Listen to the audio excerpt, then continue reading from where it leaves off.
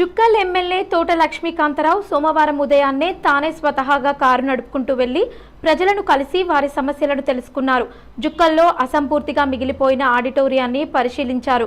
Jukkal municipality కార్మికులతో మాట్లాడి సమస్యలు తెలుసుకున్నారు. జెడ్పీటీసీ దాదారావు పటేల్ నివాసానికి వెళ్లి మర్యాదపూర్వకంగా కలిశారు. అనంతరం గాయక్వాడ్ విఠల్ నివాసానికి వెళ్లారు.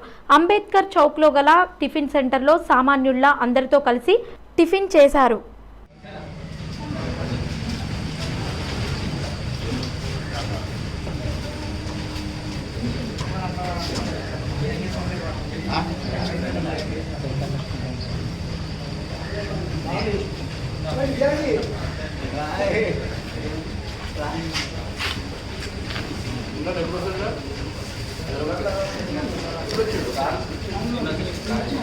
సాయంత్రం